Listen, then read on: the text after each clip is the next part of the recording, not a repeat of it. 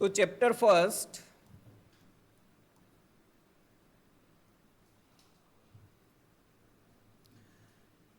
Electric charges and field, electric charges and field, this is the name of chapter. ठीक है, हम पूरा कैसे पढ़ेंगे चैप्टर को, हम क्वेश्चन वाइज पढ़ेंगे। जैसे क्वेश्चन लिख दिया, ठीक है, उसका मीनिंग क्या होता है, सारी थ्योरी उसी क्वेश्चन वाइज पढ़ लेंगे, सो दैट कि आपको थोड़ा सा पता चल जाए कि हाँ इसमें से क्या क्या पूछा जा सकता है और कैसे पूछा जाता है। ओके, तो फर्स्ट हम देखेंगे what is electricity and their types and their types. Okay, so electricity क्या है और वो कितने टाइप की होती है, इसके बारे में हम डिस्कस करेंगे।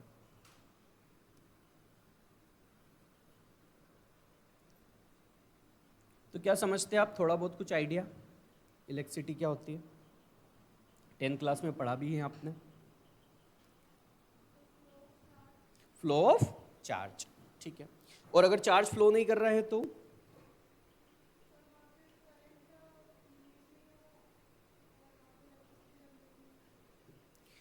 देखो, अभी वो जो पढ़ा हमने वो 10th क्लास में पढ़ा। ठीक है, यहाँ पे हम दोनों टाइप की इलेक्ट्रिसिटी पढ़ेंगे, रेस्ट की इलेक्ट्रिसिटी भी पढ़ेंगे और मोशन की इलेक्ट्रिसिटी भी पढ़ेंगे। ठीक है, तो आप जो आंसर कर रहे हो वो मोशन वाला कर रहे हैं। हमारा जो फर्स्ट चैप्टर और सेकंड चैप्टर बेस्ड है वो क्या है, रेस्ट वाला है, कि अगर चार्ज रेस्ट पे रहेंगे तो क्या क्या इफेक्ट वो जनरेट करेंगे, उनके बारे में स्टडी हम फर्स्ट और सेकंड चैप्टर में करेंगे।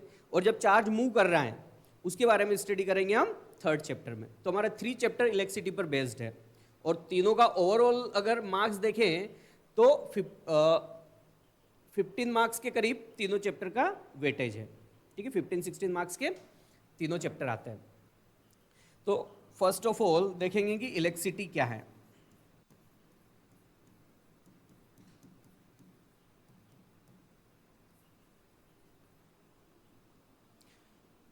So answer of this is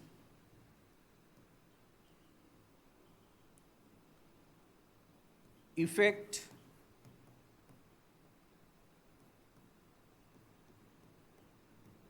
produced due to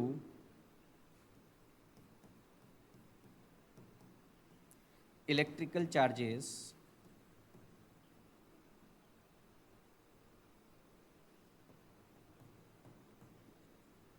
through which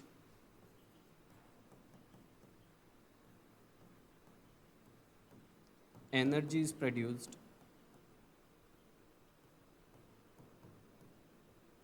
is called electricity।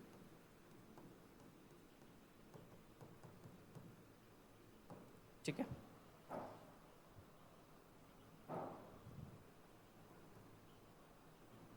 ठीक है, ये क्वेश्चन जस्ट नॉलेज के लिए, जस्ट नॉलेज। ठीक है, एग्जाम में ऐसा क्वेश्चन नहीं आता है, बट आगे के टॉपिक्स अंडरस्टैंड करने के लिए हमें इसकी इंफॉर्मेशन होना जरूरी है। क्लियर? तो इलेक्ट्रिकल चार्जेस की वजह से जो इफेक्ट जनरेट हो रहे हैं और उन इफेक्ट की वजह से क्या एनर्जी मिल रही है। ठीक है, तो वही क्या है, इलेक्ट्रिसिटी। तो इलेक्ट्रिसिटी अगर सिंपल वर्ड में अगर मैं बोलूं तो अ टाइप ऑफ एनर्जी है, a type of energy. Simple तरीके से अगर बात करूं तो इलेक्ट्रिसिटी क्या है, a type of energy. Clear? और ये एनर्जी किसकी वजह से है, चार्जेस की वजह से, इलेक्ट्रिकल चार्जेस की वजह से।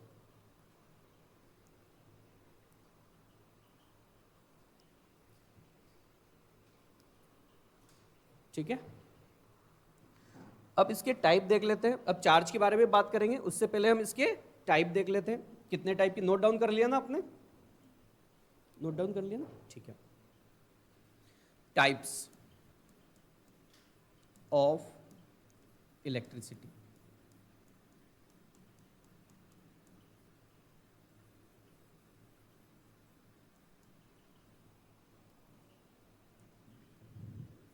फर्स्ट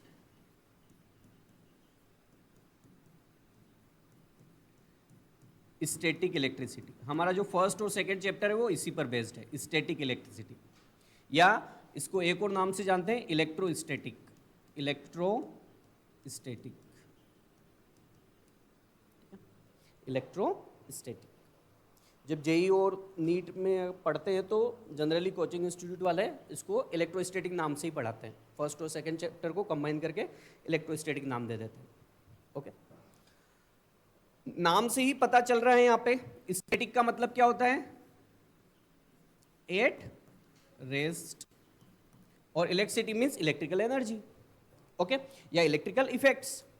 सो चार्ज अगर रेस्ट पे है और वो जो इफेक्ट जनरेट कर रहा है, चार्ज रेस्ट पे है और वो जो इफेक्ट जनरेट कर रहा है, उसकी जो स्टडी होगी, उस स्टडी को किस कैटेगरी में रखेंगे हम, electrostatic. Means study of electrical effects when charge is at rest. Okay, charge rest पे है और जो इलेक्ट्रिकल इफेक्ट वो जनरेट कर रहा है, उसकी स्टडी को क्या बोलेंगे हम, इलेक्ट्रोस्टैटिक। क्लियर हो गया? ओके, सो लिख लेंगे study of effects produced by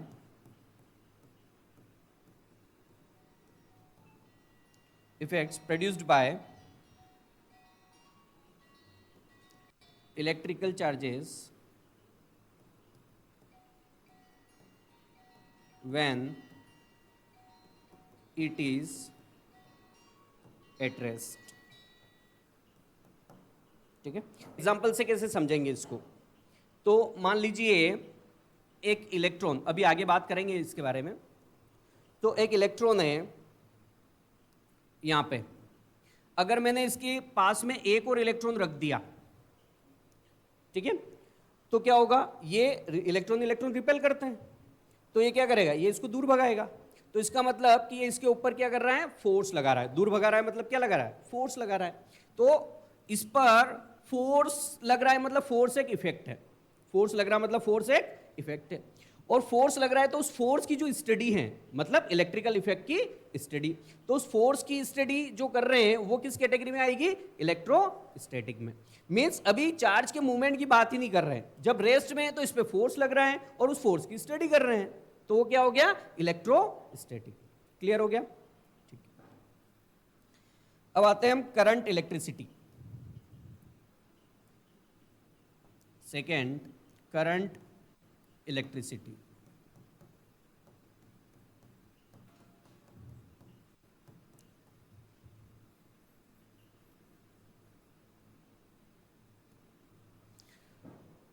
current का मीनिंग क्या है, सिंपल, करंट किसको बोलते हैं, क्या माइंड में आता है करंट वर्ड सुन के,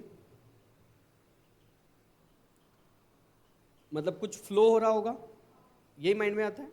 ठीक है, जैसे एयर करंट की बात करते हैं मीन्स एयर फ्लो कर रही है, तो सिंपली करंट की जब बात होगी तो यहाँ पर बात चार्जेस की होगी, इलेक्ट्रिकल चार्जेस की। तो जब इलेक्ट्रिकल चार्जेस मूव कर रहे हैं, फ्लो कर रहे हैं, तब जो इफेक्ट बनेंगे उन इफेक्ट की स्टडी को क्या बोलेंगे हम, करंट इलेक्ट्रिसिटी। ठीक है, तो चार्ज जब मोशन में होंगे तब जो इफेक्ट जनरेट करेंगे उसकी स्टडी को क्या बोलेंगे हम, current electricity. So study of effects produced by electrical charges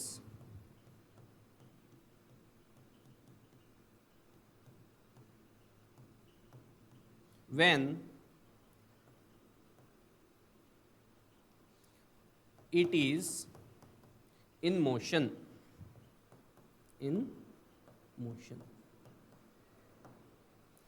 ठीक है, तो इसको क्या बोलेंगे हम, करंट इलेक्ट्रिसिटी। जो हमने 10th क्लास में पूरा जो पढ़ा है वो यही पढ़ा है, करंट इलेक्ट्रिसिटी को ही पढ़ा है पूरा का पूरा। ठीक है, बट हमें 12th क्लास में इसको भी कंसीडर करना है। ठीक है, 12th क्लास में हमारे पास दोनों ही हैं। क्लियर हो गया, कर लिया नोट डाउन, आगे बढ़े। ठीक है, तो दोनों की डेफिनेशन हमने देखी, तो यहाँ पर एक बात हमने बार बार, या एक वर्ड हमने बार बार यूज किया, that word is electrical charges. ठीक है, कि इलेक्ट्रिकल चार्जेस क्या होता है। इलेक्ट्रिकल चार्जेस क्या होता है। तो हम डिस्कस करेंगे व्हाट इज चार्ज। चार्ज क्या है? चार्ज और चार्जेस, इलेक्ट्रिकल चार्जेस दो अलग अलग चीजें हैं, दो अलग अलग चीजें। चार्ज मीन्स एक प्रॉपर्टी होती है। चार्ज क्या होता है? एक प्रॉपर्टी। जैसे कोई ऑब्जेक्ट है, या सिंपल अगर हम बात करें, थोड़ा डिटेल में इसको हम देखेंगे, केवल रफ के लिए इसको जब मैं कहूं तब बनाना है ना। कोई भी ऑब्जेक्ट है तो ऑब्जेक्ट फंडामेंटली किससे मिलके बना है? अगर बात करें फंडामेंटली इलेक्ट्रॉन या एटम, सबसे पहले तो हम बोलेंगे एटम। एटम भी किससे बना है? प्रोटॉन, न्यूट्रॉन और इलेक्ट्रॉन। ओके, तो कोई भी ऑब्जेक्ट है वो प्रोटॉन, इलेक्ट्रॉन और न्यूट्रॉन से मिलके बना है।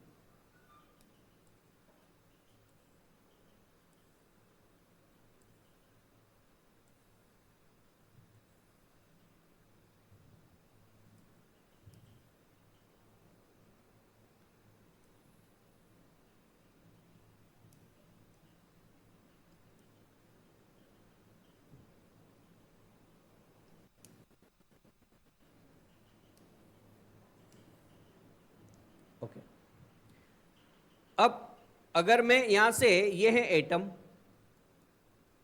अगर एक एटम को मैं बाहर निकाल दूं, ठीक है, ये एटम बाहर आ गया, तो अब एटम किससे मिलके बना है? अंदर न्यूक्लियस होगा, न्यूक्लियस के अंदर हो गए प्रोटॉन और न्यूट्रॉन, और इसके अराउंड इलेक्ट्रॉन रिवॉल्व कर रहे होंगे, यही होगा स्ट्रक्चर। ओके, तो कुल मिला के everything in universe made up of electron, proton and neutron. Okay, so these are the fundamental particles of any object, proton, electron and neutron. अब प्रोटॉन, इलेक्ट्रॉन और न्यूट्रॉन के पास अपनी अपनी कुछ प्रॉपर्टीज होती है। Okay, so one of the property is called mass. One of the property is called mass. Mass को हम क्या कर सकते हैं? टच कर सकते हैं, फील कर सकते हैं, मास को देख सकते हैं। ओके, इसके अलावा एक और प्रॉपर्टी है चार्ज। जैसा मास है वैसा ही चार्ज है। मास को टच कर सकते हैं, ओके, चार्ज को टच नहीं कर सकते हम, ठीक है। इसके इफेक्ट को फील कर सकते हैं, इफेक्ट को फील कर सकते हैं। ओके, मास प्रॉपर्टी की वजह से होता क्या है? मास की वजह से क्या होता है? देखो, फंडामेंटली अभी जो बात कर रहे हैं सब्जेक्ट पॉइंट ऑफ व्यू से, तो मास की वजह से फोर्स लगता है। जैसे 11th क्लास में आपने पढ़ा है ग्रेविटेशनल फोर्स, तो किसकी वजह से लग रहा है? वो मास की वजह से। यानी जिसके पास मास होगा वो ग्रेविटेशनल फोर्स लगाएगा। अर्थ के पास मास है, अर्थ ग्रेविटेशनल फोर्स लगा रही है। मून के पास मास है, मून ग्रेविटेशनल फोर्स लगा रहा है। हमारे पास मास है, हम भी ग्रेविटेशनल फोर्स लगा रहे हैं, बट हमारा जो फोर्स है वो अर्थ के कंपैरिजन में क्या है? बहुत बहुत कम है, इसलिए वो फील नहीं हो पा रहा है। उसका अमाउंट बहुत कम है, इसलिए वो फील नहीं हो पा रहा है। तो मास भी फोर्स लगाता है, चार्ज भी फोर्स लगाता है। तो प्रोटॉन के पास मास होता है पर्टिकुलर अमाउंट में, इलेक्ट्रॉन के पास मास होता है एक पर्टिकुलर अमाउंट में, न्यूट्रॉन के पास भी मास होता है एक पर्टिकुलर अमाउंट में। सारी वैल्यूज हम बाद में लिखेंगे, ठीक। चार्ज, तो प्रोटॉन के पास भी एक पर्टिकुलर अमाउंट में चार्ज होता है, इलेक्ट्रॉन के पास भी पर्टिकुलर अमाउंट में चार्ज होता है, लेकिन न्यूट्रॉन के पास चार्ज नहीं होता है। एक्चुअल में जो न्यूट्रॉन होता है वो न्यूट्रॉन प्रोटॉन और इलेक्ट्रॉन से मिलके बनता है। सो प्रोटॉन पे जो चार्ज होता है उतना ही अमाउंट का चार्ज इलेक्ट्रॉन पे होता है। तो दोनों को, और दोनों पे चार्ज अपोजिट। ओके, तो दोनों को ऐड करेंगे तो क्या हो जाता है? जीरो। एक पे प्लस है, एक पे माइनस हो, सेम अमाउंट का है, तो दोनों को ऐड करोगे तो क्या हो जाएगा? जीरो। इसलिए न्यूट्रॉन पे कोई चार्ज नहीं होता है। जैसे मास की वजह से ग्रेविटेशनल फोर्स लग रहा है, तो चार्ज की वजह से भी इलेक्ट्रिकल फोर्स लगता है। तो मींस ये एक प्रॉपर्टी है जिसकी वजह से क्या होता है? इलेक्ट्रिकल इफेक्ट्स जनरेट होते हैं। केवल इलेक्ट्रिकल इफेक्ट नहीं, जब ये मोशन करता है तो अपने अराउंड क्या मैग्नेटिक इफेक्ट्स भी जनरेट करता है। जैसे 10th क्लास में हमने पढ़ा है magnetic effects due to electric current, हमारा अलग से चैप्टर था, ठीक है। तो वहां पे पढ़ा है कि करंट कैरिंग कंडक्टर अपने अराउंड मैग्नेटिक फील्ड लाइंस बनाता है, यस और नो। तो वो भी किसकी वजह से, चार्ज की वजह से ही है, कि उसमें चार्ज फ्लो कर रहे हैं, तो फ्लो जब कर रहे हैं तो वो अपने अराउंड मैग्नेटिक इफेक्ट्स भी जनरेट करता है। अब लाइट आ रही है, लाइट भी एक्चुअल में क्या है, लाइट जब चार्ज एक्सेलरेट करता है, चार्ज क्या करता है, एक्सेलरेट करता है, यानी अपनी स्पीड में चेंज करता है, तो ये वेव्स जनरेट करता है, मतलब एनर्जी जनरेट करता है। ठीक है, उस एनर्जी में से एक छोटा सा पार्ट है लाइट, छोटा सा पार्ट है, जैसे एक्सरे, एक्सरे भी क्या है, एनर्जी जनरेट कर रहे हैं, वेव्स जनरेट कर रहे हैं एक्सरे। ओके, तो वो भी किसकी वजह से, चार्ज की वजह से। चार्ज जब एक्सेलरेट कर रहा है तो X ray, gamma rays, light, okay, हमारे मोबाइल के सिग्नल, ये सब किसकी वजह से, चार्ज की वजह से। चार्ज जब क्या करता है, एक्सेलरेट करता है, तो मींस इलेक्ट्रिकल इफेक्ट भी जनरेट कर रहा है और मैग्नेटिक इफेक्ट भी जनरेट कर रहा है, और जो वेव्स जनरेट कर रहा है उनको बोलते हैं इलेक्ट्रोमैग्नेटिक वेव्स। ठीक है, ये अलग से चैप्टर भी है हमारे सिलेबस में, तो वो भी पढ़ेंगे हम। तो ये इलेक्ट्रिकल मैग्नेटिक और दोनों का कॉम्बिनेशन मींस इलेक्ट्रोमैग्नेटिक इफेक्ट्स भी जनरेट करता है। क्लियर हो गया? ओके, तो सिंपल क्या है, प्रॉपर्टी है। क्यों प्रॉपर्टी? क्योंकि फंडामेंटल पार्टिकल के पास ऐसी प्रॉपर्टी होती है, जैसे हमारे पास भी, सिंपल हम बात करें तो ह्यूमन बीइंग सोच सकता है, ठीक है, जानवर सोच सकते हैं क्या? नहीं सोच सकते, तो मींस हमारे पास क्या है, सोचने की वो प्रॉपर्टी है। अंडरस्टूड? और हम ह्यूमन बीइंग उस प्रॉपर्टी को कैरी कर रहे हैं, हम कैरियर है उस प्रॉपर्टी के। आगे बात समझ में? ओके, सो चार्ज क्या है, चार्ज भी इसी तरीके का है। तो charge is a fundamental property, fundamental property of any substance. ठीक है, एनी सब्सटेंस क्यों लिखा? बिकॉज हर एक सब्सटेंस में प्रोटॉन, इलेक्ट्रॉन, न्यूट्रॉन है, तो सभी के पास ये प्रॉपर्टी होगी। ओके, फंडामेंटल क्यों लिखा? क्योंकि फंडामेंटल पार्टिकल के पास ये प्रॉपर्टी है। तो fundamental property of any substance due to which it produces electrical, या सिंपली बोल दे तो electromagnetic effects.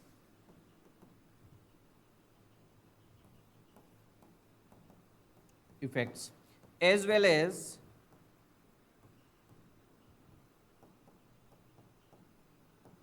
experience that effects. Okay, और चार्ज को हम मेजर कर सकते हैं। चार्ज को क्या कर सकते हैं? मेजर। जैसे मास को मेजर कर सकते हैं, वैसे ही हम चार्ज को भी क्या कर सकते हैं? मेजर कर सकते हैं। ओके, तो ऐसा unit of charge is Coulomb. ठीक है, ऐसा यूनिट क्या है इसकी? कूलॉम। ठीक है, जिसको रिप्रेजेंट करेंगे हम नोटेशन C से। अब कैलकुलेशन के लिए कौन सी क्वांटिटी स्केलर है और वेक्टर है, ये भी हमारे लिए इंपॉर्टेंट है। तो चार्ज जो है, charge is a scalar quantity, charge is a scalar quantity. ठीक है, कि जब चार्ज है, दो चार्जेस को अगर हमें ऐड करने की जरूरत पड़ी तो स्केलर रूल से करेंगे डायरेक्ट, जैसा जो 10th क्लास तक आप पढ़ते हैं। अब जो चार्ज जनरली हम क्या सोचते हैं कि इलेक्ट्रॉन प्रोटॉन चार्जेस हैं, एक्चुअल वो चार्ज कैरियर है। वो क्या है? Charge carrier. जैसे इंटेलिजेंस हमारी प्रॉपर्टी है और हम उसके कैरियर है, उसी तरीके से चार्ज एक प्रॉपर्टी है और प्रोटॉन, इलेक्ट्रॉन उसको कैरी कर रहे हैं, उस प्रॉपर्टी को। ओके, सो यहां पे नोट में लिखेंगे हम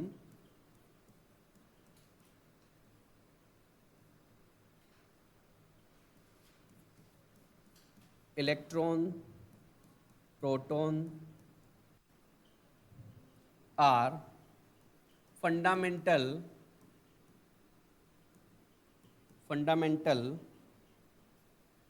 चार्ज कैरियर, चार्ज कैरियर। ठीक है, चार्ज कैरियर।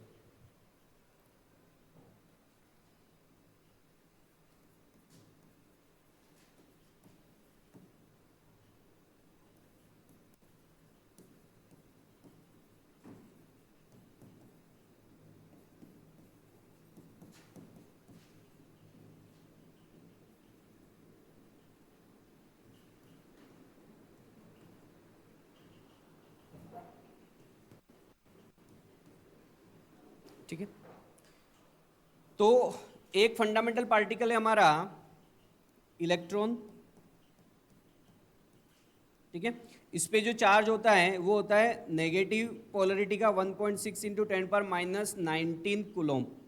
ये इसकी वैल्यू होती है, इसकी वैल्यू होती है। शॉर्ट में जो लिखना हो तो शॉर्ट में इसको -E लिखते हैं। क्या लिखते हैं? -E। ओके, मास, इस पर जो मास होता है वो होता है 9.1 इंटू 10⁻31 kg। ठीक है, जनरली ये एग्जाम में गिवन होता है तो बहुत ज्यादा याद रखने की जरूरत नहीं है हमें। प्रोटॉन, प्रोटॉन पर जो होता है चार्ज वो सेम मैग्नीट्यूड का होता है 1.6 इंटू 10⁻19 कूलम, और इसको शॉर्ट में लिखते हैं +E। ओके, और मास की अगर बात करें तो 1.672 इंटू 10⁻27 kg।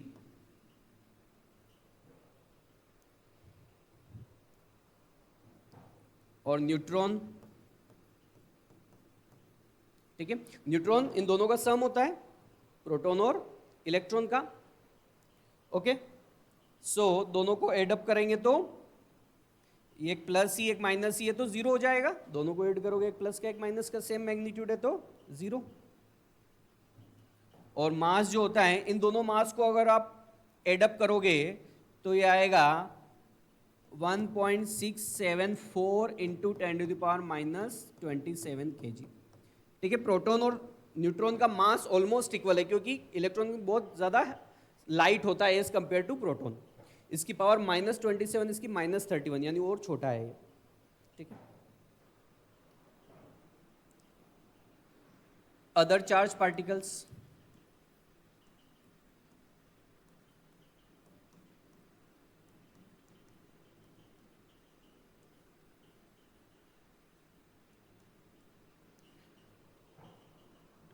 ये तो फंडामेंटल पार्टिकल्स है कि बाय नेचर इनके पास क्या होता है?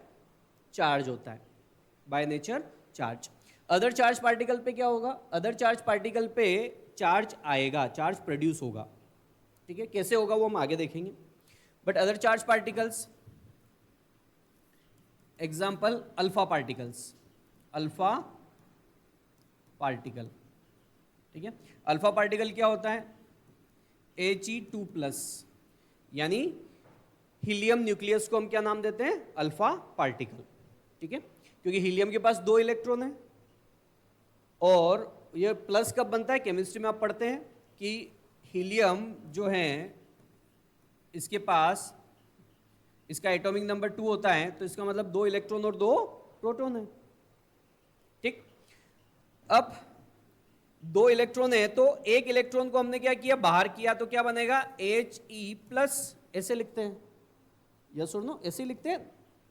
और एक और इलेक्ट्रॉन गया तो एक इलेक्ट्रॉन चला गया He+, दूसरा गया तो He2+, ऐसे ही लिखते हैं ना। तो इसका मतलब क्या है? 2 इलेक्ट्रॉन थे, दोनों बाहर चले गए, तो क्या बचा? न्यूक्लियस बचा केवल। तो हीलियम न्यूक्लियस को क्या नाम देते हैं हम? Alpha particle. ये क्या है? Helium nucleus, helium nucleus. ठीक है, हीलियम न्यूक्लियस को हम अल्फा पार्टिकल नाम देते हैं। तो कुल मिला के यहां से क्या पता चल रहा है? ये He2+ कैसे बना? इलेक्ट्रॉन के ट्रांसफर की वजह से, इलेक्ट्रॉन के ट्रांसफर की वजह से। और Na+, ठीक, Cl-, जो भी इस तरीके से इनको क्या बोलते हैं जनरली हम? आयंस। क्या बोलते हैं? आयंस। ठीक है, ये भी चार्ज कैरी करते हैं, बट एक्चुअल में चार्ज आया कैसे? इलेक्ट्रॉन के ट्रांसफर की वजह से। बेसिक जो है कि बॉडीज पर चार्ज कैसे आता है? इलेक्ट्रॉन के ट्रांसफर की वजह से। प्रोटॉन को ट्रांसफर नहीं कर सकते हम इजीली। प्रोटॉन ट्रांसफर होगा क्योंकि प्रोटॉन के नाम से तो हम एटॉमिक नंबर देते हैं। अगर प्रोटॉन ही ट्रांसफर हो गया तो एटॉमिक नंबर ही चेंज हो गया, सब्सटेंस ही चेंज हो गया। ओके, प्रोटॉन इजीली ट्रांसफर नहीं हो सकता, उसके लिए बहुत ज्यादा हाई एनर्जी चाहिए ट्रांसफर करने के लिए। ओके, तो बेसिक ट्रांसफर किसका होगा? Only of electron. सो यहां से एक कॉन्सेप्ट हम निकालेंगे कि बॉडी पर जो चार्ज आता है वो इलेक्ट्रॉन के ट्रांसफर की वजह से आता है। यानी जो चार्ज पार्टिकल होगा, चाहे चार्ज पार्टिकल हो चाहे कोई बॉडी भी हो, तो उस पर जो चार्ज आता है वो किसकी वजह से आता है? इलेक्ट्रॉन के ट्रांसफर की वजह से। ओके, तो इसको नोट में भी लिखेंगे। तो दीज आर द पार्टिकल्स। तो body gets charged due to transfer of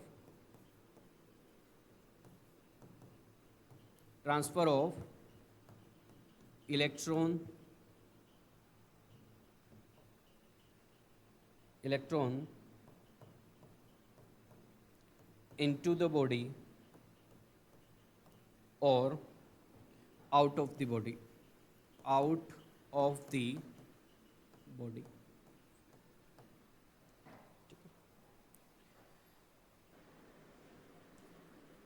तो कंसेप्ट लिखेंगे थोड़ा हम, how a body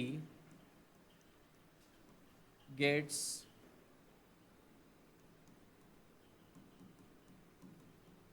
positively and negatively charged.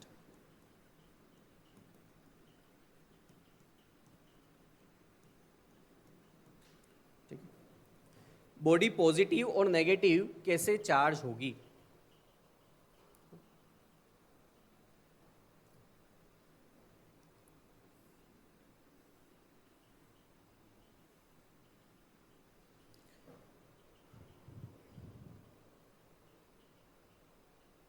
कोई एक बॉडी है, बॉडी किससे बनेगी?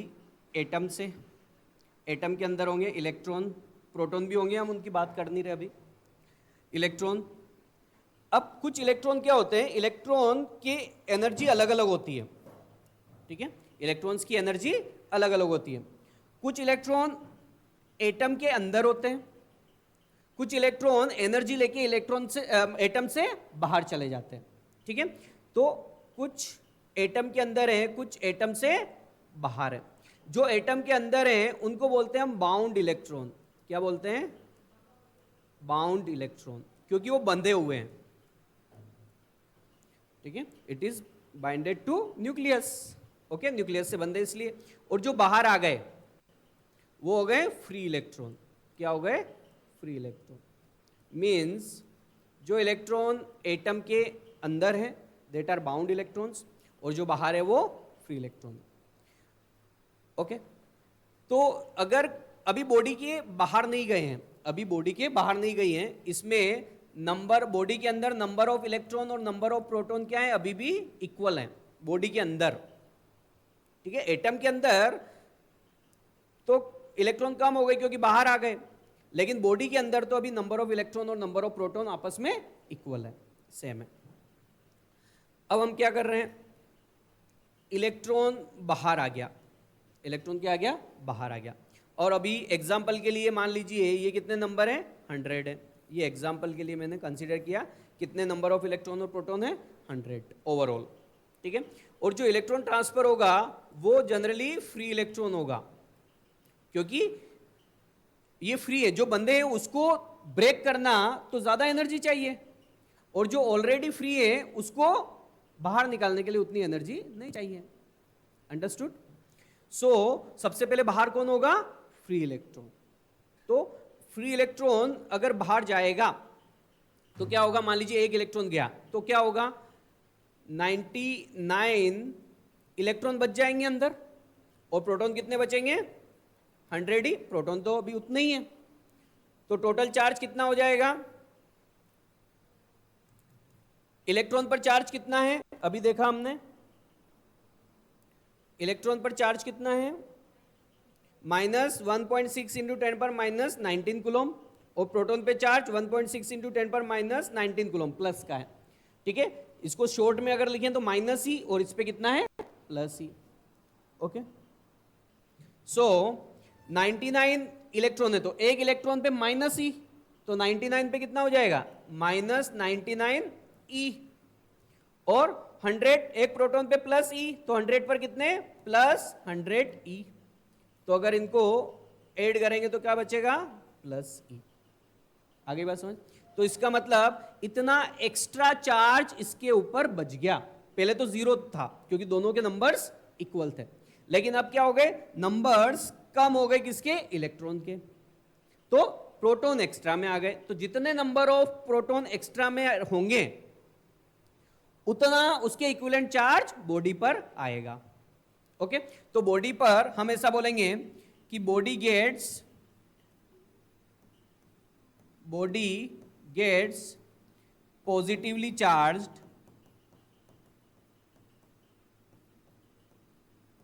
Positively charged by plus E amount, इतने अमाउंट से पॉजिटिवली चार्ज हो गई। ओके,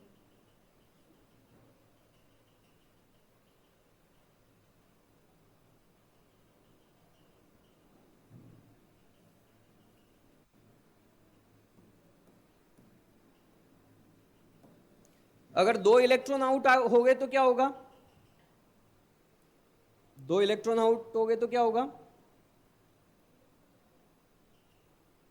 दो इलेक्ट्रॉन को बाहर कर दिया तो क्या होगा, एक इलेक्ट्रॉन बाहर गया तो 99 ही बचे, दो चले जाएंगे तो 98e, तो टोटल कितना हो जाएगा, ये -98e और इधर प्लस, ये तो 100 ही रहेगा, तो टोटल +2e आ जाएगा। तो दो इलेक्ट्रॉन बाहर गए तो +2e चार्ज आ जाएगा किस पर, बॉडी पर।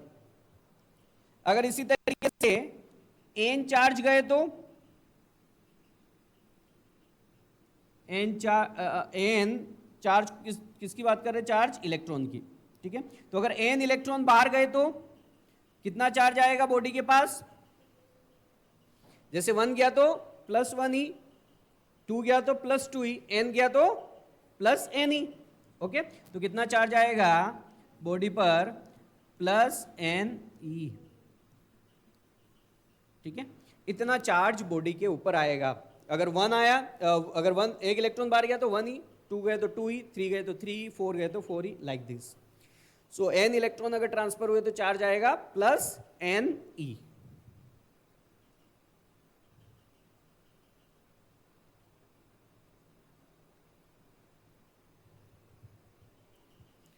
ठीक है,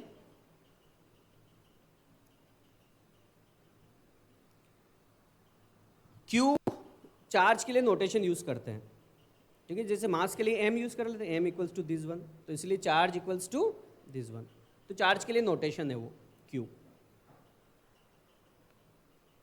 क्लियर हो गया। तो इलेक्ट्रॉन बाहर गए, ऐसा भी तो हो सकता है इलेक्ट्रॉन अंदर आ जाए, यस और नो, तो इलेक्ट्रॉन बॉडी के अंदर भी आ सकते हैं। नोट डाउन कर लिया वाला। तो अगर कोई बॉडी है,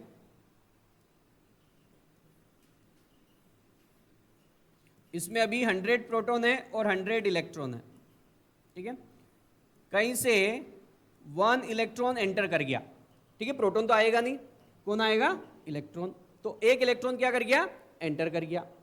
तो अगर एक इलेक्ट्रॉन एंटर करेगा तो क्या होगा,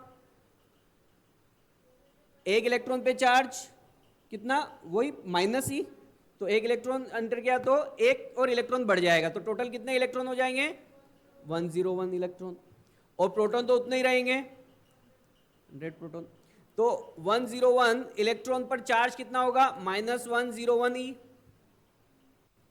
एक पे -e है तो 101 पे 101e, और 100 प्रोटॉन अगर है तो क्या हो जाएगा, +100e, प्रोटॉन पे +e, तो 100 प्रोटॉन पे +100e, दोनों को एडजस्ट करेंगे तो क्या होगा, माइनस, क्योंकि माइनस बड़ा है तो -e। ओके, तो अब बॉडी पर कैसा चार्ज आ गया, नेगेटिव। इलेक्ट्रॉन बाहर जा रहे थे तो क्या चार्ज आ रहा था, पॉजिटिव, इलेक्ट्रॉन अंदर आ रहे तो नेगेटिव। अंडरस्टूड। तो सिंपली अगर मैं इसमें एंटर करूं, n इलेक्ट्रॉन एंटर करूं, n इलेक्ट्रॉन इसमें एंटर करूं तो कितना चार्ज आएगा, नेगेटिव, हाँ एंटर कर रहे हैं, अंदर एंटर कर रहा है, तो एक इलेक्ट्रॉन एंटर कर रहा था तो -e, दो करेंगे तो -2e, तीन करेंगे तो, क्योंकि दो करेंगे तो यहां पर 102 आ जाएगा, ठीक है। सो n करेंगे तो चार्ज कितना होगा, माइनस एन ई।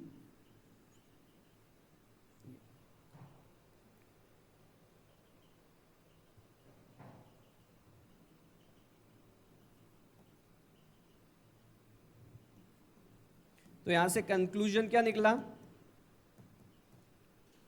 कंक्लूजन ये निकला कि बॉडी पर जो चार्ज आएगा, ओके, एक तो इलेक्ट्रॉन के ट्रांसफर से आएगा, वो पहले ही लिखवा चुका हूं नोट में, और चार्ज जो आएगा वो क्या आएगा, charge on body, we can write charge on body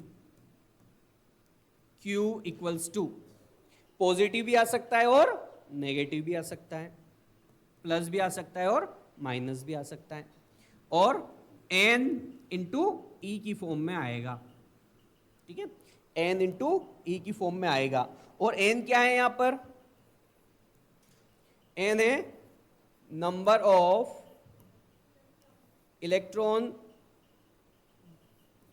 enter या आउट ऑफ बॉडी, कितने नंबर ऑफ इलेक्ट्रॉन, या हम ऐसा बोले कि एक्स्ट्रा इलेक्ट्रॉन, ये जो इलेक्ट्रॉन है कौन सा इलेक्ट्रॉन है, एक्स्ट्रा, क्योंकि बॉडी पर पहले से तो पहले थे ही सही, ये एक्स्ट्रा, एक्स्ट्रा गया या एक्स्ट्रा आया, ठीक है।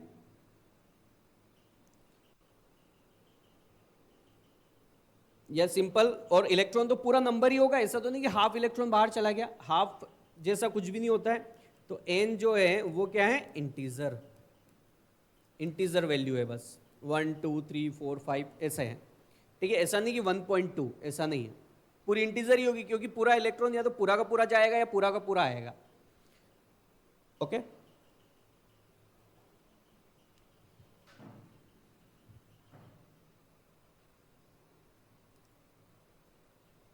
क्लियर हो गया, ठीक है।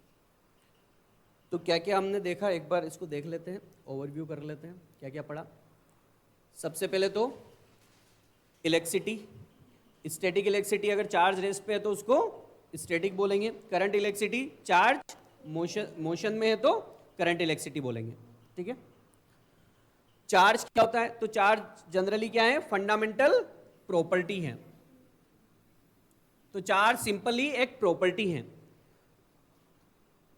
किसी भी सब्सटेंस के पास हो सकती है, ओके। और इसकी वजह से क्या प्रोड्यूस होते हैं, इलेक्ट्रोमैग्नेटिक इफेक्ट्स प्रोड्यूस होते हैं, और इलेक्ट्रोमैग्नेटिक इफेक्ट एक्सपीरियंस भी कर सकते हैं, जो फोर्स प्रोड्यूस करेगा वो फोर्स एक्सपीरियंस भी करेगा, जैसे अर्थ प्रोड्यूस कर रही है फील्ड, ठीक है, और हम उसके फोर्स को एक्सपीरियंस कर रहे हैं, क्योंकि हमारे पास मास है, जिनके पास मास होगा अर्थ उन पे फोर्स लगाएगी, मतलब हम अर्थ के फोर्स को एक्सपीरियंस कर रहे हैं। तो इसी तरीके से चार्ज क्या करता है, इफेक्ट प्रोड्यूस भी करता है और एक्सपीरियंस भी करता है, यानी फोर्स लगाता भी है और अपने ऊपर फोर्स फील भी करता है, okay. Electron protons are the fundamental charge carrier, जो चार्ज को कैरी करेंगे, ओके। तो जनरली जो कैरी करता है उसी को क्या बोलते हैं, हम चार्जेस बोल देते हैं, चार्जेस बोल देते हैं। जैसे इंटेलिजेंस हमारी प्रॉपर्टी है, तो अगर हम कुछ अच्छा कर रहे हैं तो हमको क्या बोलते हैं कि वी आर इंटेलिजेंट, पर इंटेलिजेंट हम तो एक पर्सन है, ऑब्जेक्ट है, ओके। इंटेलिजेंस तो हमारी प्रॉपर्टी है जिसको हम कैरी कर रहे हैं, अंडरस्टूड, ओके। और चार्ज को मेजर किया जा सकता है, मेजरेबल क्वांटिटी है, सो इलेक्ट्रॉन एंड प्रोटॉन पर जो चार्ज है वो इस तरीके से, और मास जो है वो इस तरीके से, ओके। इसके अलावा भी अलग चार्ज पार्टिकल्स होते हैं, ओके। चार्ज, बेसिक चार्ज तो प्रोटॉन और इलेक्ट्रॉन ही है। अब बॉडी पर जो चार्ज आता है वो किसकी वजह से आता है, इलेक्ट्रॉन के ट्रांसफर की वजह से। तो ये पार्टिकल जो He2+ बना या Na+ बना, Cl-, ये भी कैसे बने, इलेक्ट्रॉन, जैसे Na+ कैसे बना, इस पे 11 इलेक्ट्रॉन और 11 प्रोटॉन थे, तो एक इलेक्ट्रॉन कहां चला गया, बाहर, तो प्लस आ गया Na+, इसी तरीके से बनता है। और Cl- क्या है, एक एक्स्ट्रा इलेक्ट्रॉन अंदर ले लिया अपने ऑक्टेन को कंप्लीट करने के लिए, ओके, इसलिए ये नेगेटिव चार्ज हो गया, ओके। और इनको क्या बोलते हैं, आयंस बोलते हैं। सो सिंपली बॉडी इलेक्ट्रॉन के ट्रांसफर की वजह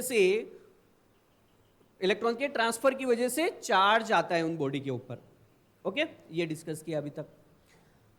अब पॉजिटिव और नेगेटिव कैसे चार्ज होगी, तो सिंपली अगर इलेक्ट्रॉन बाहर गया तो पॉजिटिवली चार्ज होगी। इलेक्ट्रॉन को ऐसे समझो निगेटिविटी, क्योंकि निगेटिव है इसके पास चार्ज, तो इसको क्या समझो, निगेटिविटी। तो अगर निगेटिविटी बाहर जाएगी तो क्या होगा, पॉजिटिविटी आएगी। तो सिंपली इलेक्ट्रॉन बाहर जाएगा तो पॉजिटिव चार्ज आएगा बॉडी के ऊपर, और इलेक्ट्रॉन अंदर आ रहा है मतलब निगेटिविटी अंदर आ रही है तो क्या होगा, निगेटिविटी अंदर आएगी तो निगेटिव होंगे, यस और नो। तो इसका मतलब कि इलेक्ट्रॉन अगर अंदर आता है तो बॉडी नेगेटिवली चार्ज होगी और बाहर जाता है तो पॉजिटिवली चार्ज होगी। तो इलेक्ट्रॉन को नेगेटिविटी समझो कि नेगेटिविटी बाहर जा रही है या नेगेटिविटी अंदर आ रही है, तो इजीली हो जाएगा। और कितना कितना चार्ज आएगा कितना चार्ज जाएगा वो किसके अकॉर्डिंग हम कैलकुलेट करेंगे, नंबर्स के अकॉर्डिंग। अगर एक इलेक्ट्रॉन बाहर गया तो प्लस ई चार्ज आएगा, 2 इलेक्ट्रॉन गए तो प्लस 2e, 3 गए तो प्लस 3, 10 गए तो प्लस 10e, n गए तो प्लस ne। अगर 10 इलेक्ट्रॉन अंदर आए तो माइनस 10e चार्ज आ जाएगा, ऐसे। ओके, तो इस तरीके से इस फॉर्मूले के अकॉर्डिंग बॉडी पर चार्ज आता है। क्लियर हो गया? ओके, इससे आगे हम नेक्स्ट क्लास में डिस्कस करेंगे। फाइन। आपकी मैथ्स की क्लास लग रही कि एक बार पूछ लो ना। अच्छा, वहाँ ठीक है, कोई प्रॉब्लम नहीं। ओके, इसको एडिट करके डाल देंगे और लिंक आपको सेंड कर देंगे तो आप देख सकते हो उसको, है ना।